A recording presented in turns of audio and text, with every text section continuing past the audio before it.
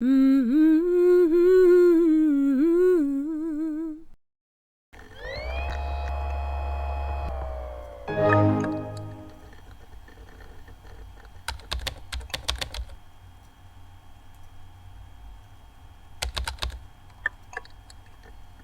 Hi folks, Growbeak here. This is the newest video in my Let's Talk About Games series. Each episode focuses on a specific game, usually an indie game, since that's mostly what I play, and things about the game that I think are worth talking about. Although 3 videos isn't really enough to establish a format yet, I'm gonna shake things up a bit and talk about 2 games this time, Emily is Away and Sybil. These are the first narrative-heavy games I'm exploring with this series, and although I don't go into any explicit spoiler territory, I do talk a bit about the plots of both games. If you are the kind of person who avoids spoilers and haven't played one or both of these games, you should probably stop the video now. Still here? Good. When I first booted up Emily is Away, my immersion was instantaneous. It started out shortly before high school graduation in 2002, which is the year in which I graduated. All the sounds were perfect, from the Windows XP startup to hearing friends, cleverly populated from my current Steam friends list, logging in and out of a mock AOL instant messenger client, and all the pop culture related pictures I could choose to be my instant messenger icon were spot on for the established time frame. At its most basic, Emily is Away is a choose-your-own adventure game. However, it took one simple extra step to maximize my immersion. Once I'd chosen an option, I had to tippity-tap at my real keyboard to get the full message out on the screen, and press my real enter key to send it. The game even showed typos made and corrected, things typed out and then rephrased.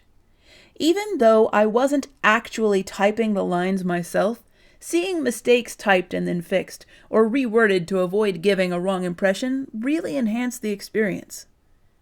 Between these details and the fact that the author did a great job of writing dialogue that felt accurate to how text chat conversations flow, it was easy to ignore most of the ways in which reality was glossed over. As the game advanced, skipping a year between conversations, I was simultaneously amused and unbothered by the fact that pretty much no one my age was really still using AOL Instant Messenger in 2006. Unfortunately, this wonderful state of immersion didn't last. The game made it clear that I was into girls. It also made it clear that whether or not I was into Emily was going to be the focus of the narrative. My immersion shattered, and I immediately flipped from loving to hating the game. Hatred is a strong word, and not one I use lightly.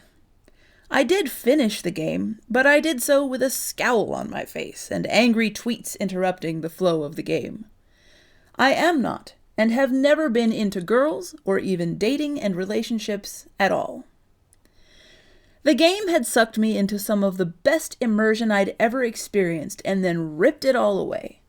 To add insult to injury, it passed over an opportunity to run a unique narrative about helping a friend through an abusive relationship from a distance through text chatting in favor of yet more romance. Rationally, I know that this is a silly reaction to have. The game is extremely well crafted. I might be graysexual, but most people are not. Love stories are generally regarded as universal, and exploring the relationship between 2 people is a natural direction to take for a piece of interactive fiction which revolves around instant messenger conversation. But there are so many other ways of addressing intimacy and relationships between 2 people. There are so many other conversations that can be and are had over instant messenger systems. The fact that Emily is Away engendered such strong immersion in me in the first place before shattering it so brutally is the real reason the game upset me. Strange as this may seem, I feel like that is something that needs to be commended. The author hit all the right notes, visually, audially, and with the writing of dialogue, to thoroughly suck me in before punching out my teeth. They even did something excellent where diversity is concerned. The game is about your feelings for a girl, but nowhere are there any indications given about your gender, and the random name pool includes both male and female names. My unpleasant experience with Emily is Away is in sharp contrast to my surprisingly pleasant experience with Sybil, which is also about stuttering through romance via the internet. Sybil takes a similar approach to immersion as Emily is Away, making the game look like a computer screen. Sybil shows a full desktop, though, instead of focusing on just one part of it. Where Emily is Away gives the player freedom to ostensibly just be themselves, Sybil goes out of its way to make sure that you know you're taking a walk in someone else's shoes. My desktop never had that much pink on it.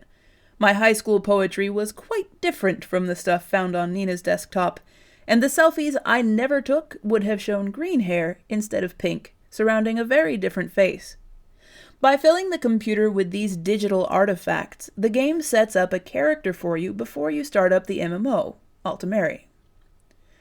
Altamary serves a similar function to the instant messenger window in Emily is Away. Instead of giving the player control over the flow of conversation, however, the player gets to listen to the main character and her romantic interest engage in VoIP chatting while acting out the playing of the MMO. Sybil gives players no control over the flow of narrative. As someone who spent hours and hours voice chatting with guildmates while engaging in the mindless hack and slash of the MMO grind, however, that didn't matter to me. I found it amusing that this MMO was particularly shitty, but going back and forth between clicking to kill and text chatting, all while listening to the conversation, felt completely natural.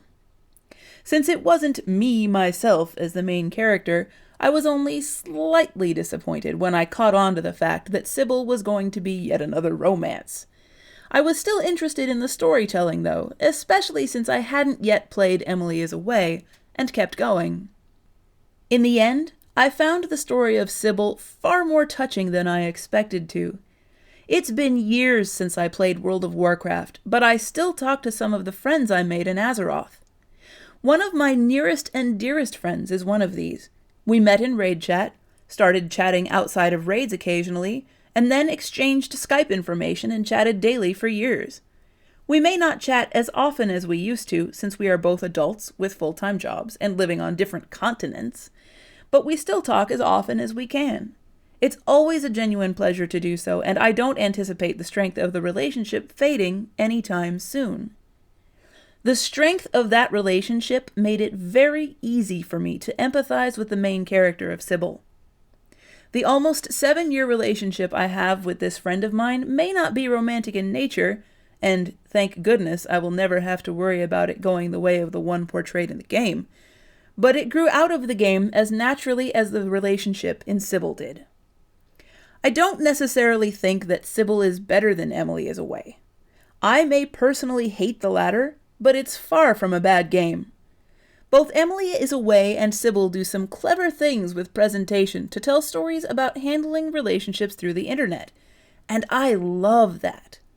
The internet enables very real and sometimes intimate relationships to continue or start at long distance, and both of these games do a good job of exploring that idea in ways no other medium could do. Have you played Emily is Away or Sybil? Leave a comment to share your thoughts on them. And if you liked this video, please consider hitting the like button, subscribing to my channel, or sharing the video. You've been leading this ampule since it started, right? No, some other dude was, but he quit. And he was crap anyways. We didn't become good until I whipped everyone's ass into shape.